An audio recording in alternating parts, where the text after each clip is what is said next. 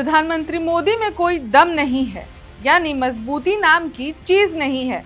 ये बोल हैं लोकसभा में विपक्ष के नेता राहुल गांधी के।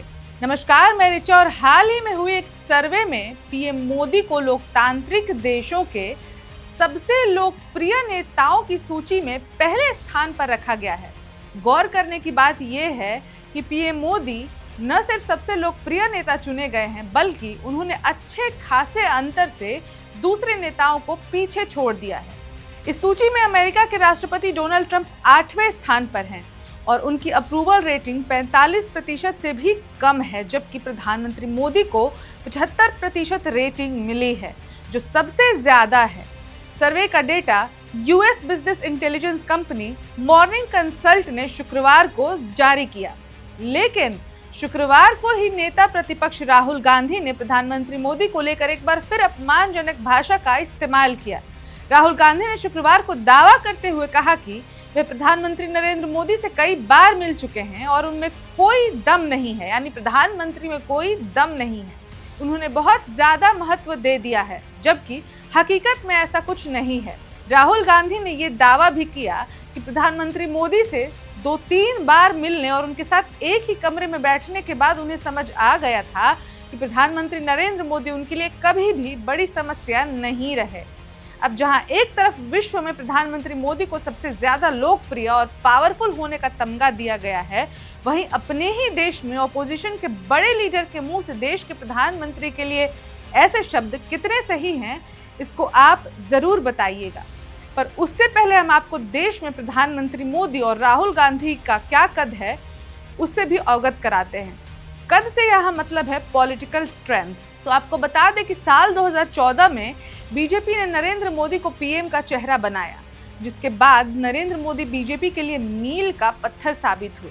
2 बार से लोकसभा चुनाव हार रही बीजेपी ने साल 2014 का चुनाव पूर्ण बहुमत से जीता। पीएम मोदी की करिश्माई छवि और दमदार व्यक्तित्व के आगे यूपीए समेत अन्य राजनीतिक दल धराशायी हो गए। केंद्र में बीजेपी की पूर्ण बहुमत की सरकार बनी।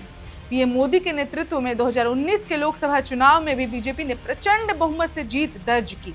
इसके बाद 2014 के लोकसभा चुनाव में भी एनडीए की सरकार बनी। 2025 में 28 में से 21 राज्यों में अब एनडीए नित सरकार है और एनडीए का चेहरा 2014 से ही नरेंद्र मोदी ही हैं।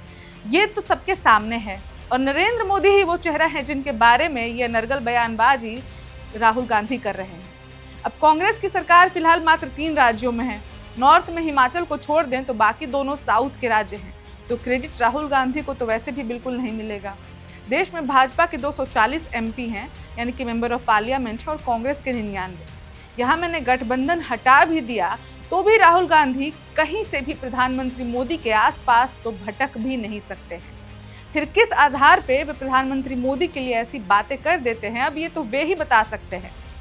बीते दिन क्या हुआ था, इस पर आपको विस्तार से बता देते हैं। तो हुआ कुछ यूं था कि राहुल गांधी से उनके भाषण के दौरान जब यह सवाल किया गया कि देश में सबसे बड़ी समस्या क्या है, तो वहां मौजूद किसी व्यक्ति ने प्रधानमंत्री का नाम ले लिया।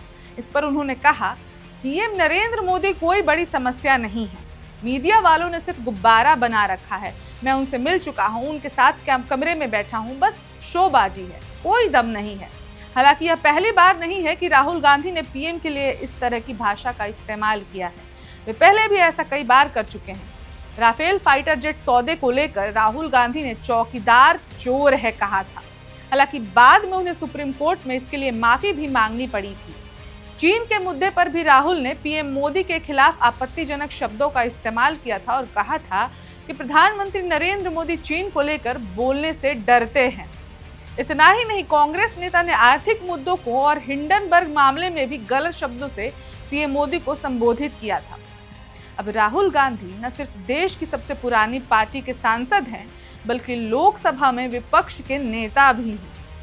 ऐसे में देश के प्रधानमंत्री के लिए इस तरह की भाषा का इस्तेमाल कहां तक सही है, ये बताना भी हम अब आप पर ही छोड़ते हैं। इस खबर में अभी के लिए इतना ही, पर ऐसी और खबरों के लिए बने रहे वन इंडिया हिंदी के साथ।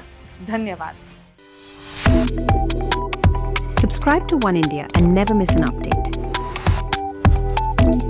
Download the One India app now.